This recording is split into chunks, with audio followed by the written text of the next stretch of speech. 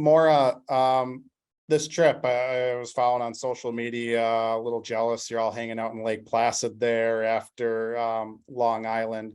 How would you describe this trip outside of the hockey so far? What's it been like to have the team together? And it seemed everyone was excited to be in Lake Placid. Yeah, I mean that's such a great spot, a little village with so much history, and a lot of our players had been there for a variety of reasons, but U.S., Canada events, and then a lot hadn't been, so that was cool too for them to get to see it and experience it. It's so quaint, but historical, and really cute shops and good food, and a great little walking village. And we got to play on the 1980 rink, which I think is really cool for our players. So all in all, a really good stay in Lake Placid. From a team building and camaraderie standpoint, has this trip been a success so far? I think so. Yeah, we've done a lot of fun things, and the players had some free time just to hang out and shop, and some got in the lake, and we had dinner as a group last night. And yeah, it's nice at this point in the year. It's usually hard because they're running from classes to practice to really spend a lot of time. So that's what road trips are for, and this extended road trip it's been great. Looking back at Long Island, what'd you like about that? I keep wanting to say Saturday, but Sunday game, it seemed like the team was a lot more comfortable with putting those shots on goal and going to the net. Yeah, we talked about it. I think we just were a little more strategic between Saturday and Sunday, and had a better plan for attack. Their goalie played phenomenal all weekend long, so I think that was a great early test for us to just be a little more savvy in what we're doing, not just put pucks on net to put pucks on net. And I think our power play really executed really well on Sunday, and that was a big piece of our success. But even 5-on-5, I like the way that we were working together and getting to the net front and paying the price. I mean, there were a lot of physical plays in front of the net. Our forwards took a beating to get there, but that was kind of our goal, was to make sure they're getting there. And then I thought our D did a really nice job, getting pucks through and giving us a chance down there. Looking at SLU and Penn State, two teams you saw last year in DC. What are the challenges each of those team brings? Should be tighter defensive games, then won't have as much ice, won't be as slanted as it was against Long Island. Yeah, we're gonna have to play in our D zone, which is really good. We need to do that, so I think it'll be more of a balanced game. I think both of these teams are good. I think SLU is creative and dynamic and opportunistic. We've seen that from them last year, where it took us overtime to get the job done. So they'll be a good match. And Penn State obviously had a good start in game 1 against Wisconsin last weekend. So they'll be excited. They'll be ready to go. I know some of their players from USA Hockey events, and they are very talented. So I'm excited for us to get to see some of the best teams in the country here. When you went back and looked at Penn State against Wisconsin, where was it that the Nittany Lions were able to get the best of the Badgers? I think they came out for their home opener with a ton of energy and grit. I thought they played a really gritty game in game 1. I don't know how many block shots got recorded, but I watched the game and saw probably 15. So they were going to do whatever it took to shut down Wisconsin. And I think that really disrupted Wisconsin's flow. And they, again, opportunistic when they had the chances, they were able to find the back of the net. So I know when we played them last year, they came out with a lot of passion as well. I think we got into the NCAA tournament the year before, and they didn't, and it was close. So I felt like they came out to make a point. So I think, we have to understand that we're the ones with the targets on our back now based on what we did last year. And we have to be ready for that.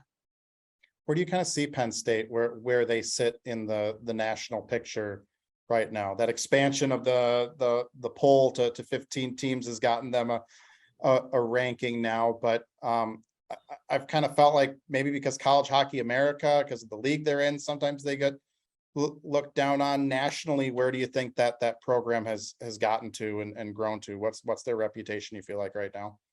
Well, I think, if they can be a little more consistent, they'll stay in that top 10. But obviously Friday to Saturday was a big difference, and it's yet to be determined. It's too early. I think they have the potential to be really good. I told the coaches last year when we played them, I thought for sure they'd be in the NCAA tournament based on the performance that they put out when we played them. So I think if they can play consistently, they'll be right there.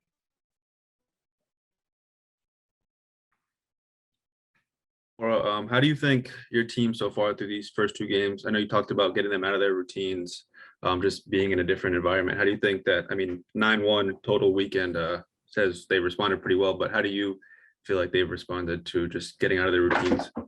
Yeah, I think they've done a good job. It's really eye-opening sometimes to go to different places, and now we're at SLU, so we're in a on-campus college, on-campus college rink with the normal setup that we're kind of used to. Long Island plays at a separate facility. It's also the Islanders practice facility. So there are challenges within those places just in terms of getting set up, having the medical staff ready to go, and just different preparation pieces that, we are very fortunate at AMSOIL and around the WCHA to be treated as well as we are. So we've been adaptable and continued through, in Lake Placid playing at the 1980 rink. Again, it's not a Division I college facility. So figuring those things out, I think, is good for us, all of us, coaches included, just to be able to, roll with the punches a little bit. And now that we're at SLU, I feel a little bit more like, okay, this is a normal setup, and we'll be good to go. And then going back to game one, I'm just interested. What do you tell your team when you have 47 shots on goal to their 2? What do you tell them in that moment? Okay, so we didn't talk about the shots, until probably after the game, because I think, shots don't really matter when you're in a 1-0 game, right? That's great that we're doing that, but there's also something wrong with that too. So we want, like I said, I think we made the adjustments from Saturday to Sunday, not just to, I think working smart, not just hard, is really important. I think we worked really, really hard on Friday. We were all over loose pucks, puck recoveries, any shot on net. I feel like we were the first to get to those pucks. We're aggressive in the corners, aggressive at the net front at times. But I think we just needed to work a little smarter. And that you see that, I think, across the country in season opening games where it's a little rusty and players are really amped up and excited to play, and the thinking portion comes a little later. And especially with us having the puck so much in the offensive zone, and having more time than we're probably used to with the puck on our stick and space, it just, I think, allowed for us to play a little more loose strategically. And so, again, we didn't talk a whole lot about the shots. We talked more about how we can get better, because there are always things you can get better at. Even with that rust, what was it like, to see Ashton, Gabby, so it's all of them shine so early on? Yeah, it's certainly fun to have the new team, because every year it's a new team, no matter how many people come back. And, we've talked about Ashton and in the back end being more involved in the offense this year, and first goal of the year probably didn't get a lot of votes on our Instagram story, but Taylor Stewart, with the big goal. And I think, Ashton obviously followed suit, and I think we'll be seeing more of that where, the goal scoring will be coming from all different places. And I think that makes us tough to play against. So I'm excited for all of them. Gabby, so it's Ashton, as well as everybody else on the team.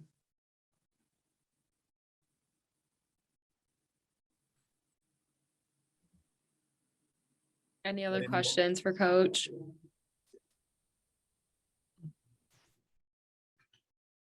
I'm good on Mora. All good.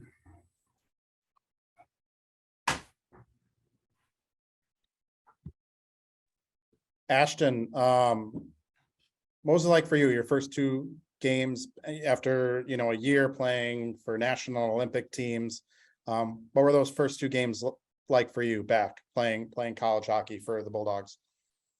Yeah, no, I was obviously really excited to put the jersey back on and had some nerves for that first game, just excited to get back out there with the team. And yeah, like coach was kind of talking about, thought we had a lot of shots there in the first, but just making sure that they're quality shots. And I think we did a better job in that second game, getting more quality pucks to net and having net front and stuff. So yeah, no, it was a great 2 games to get under my belt before we play SLU tomorrow. So That first game, you didn't like shake your head and go, "Oh my God, am I taking on Emma again in the world?" So, yeah. no, I was definitely getting a little frustrated, but watched some film and just wanted to get my head up more in that second game and pick my corners and stuff and make sure I got the puck in the back of the net for those games. But yeah. Were there what was it that you feel changed for you personally? Were there things you saw on film that maybe you weren't doing game one that allowed you then to find those, find the back of the net in game two? Yeah, I think just being more patient with the puck, not forcing plays. Yeah, just getting my head up. There are some, they like to block shots and kind of clog up the middle. So just being more deceptive in that area and getting more, quality pucks to net and finding the lanes. So getting some backdoor plays too. Gabby had that nice tap in on the power play, and we talked a lot about that leading up into that second game. So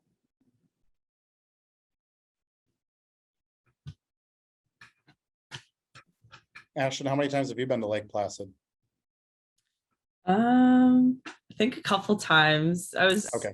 It was funny today. I was like my first game as a defenseman was in that rink with the development team, and our coach was in the stands watching, I think, when I was having my first game as a D back there. So that was kind of cool to remember that. As a world-renowned world traveler that you are now, have you been able to kind of help teammates out and just being in different environments, help them feel more comfortable, just giving, especially the younger teammates, some advice? Yeah, for sure. I think all us older players who have traveled a lot, just being adaptable and us putting off like calm energy, not like being overwhelmed by everything, just having a nice calm presence helps with those younger players.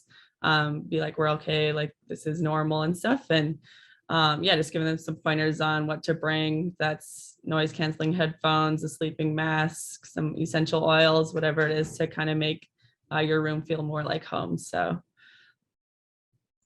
And I mean, I know the anticipation, probably just putting the Bulldog sweater back on was a lot. And then being named Defender of the Week just in the same time as you were back on the ice with your teammates. How'd that feel for you?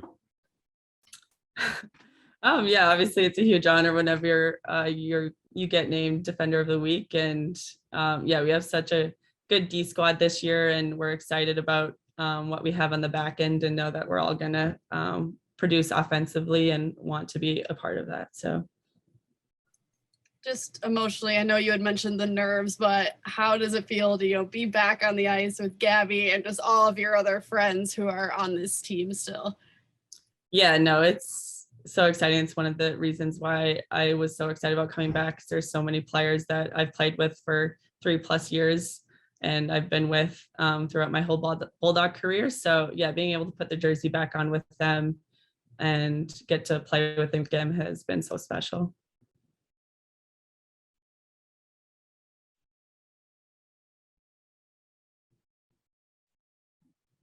Ashton, was it a different feel at all, these 2 games against Long Island, playing the more offensive role on the blue line that you do at UMD than the defensive role you played with Canada? Yeah, for sure. It was definitely different having the puck on my stick more than not, and just being in the offensive zone that much. So just kind of getting my offensive game back definitely helps with my confidence leading forward. I think so. Yeah, that didn't take long. Uh, That when was the last time you had a hat trick? Before? yeah, I don't even know. In high school sometime, maybe. I'm not even sure if I got one in high school, but yeah, it's been a while.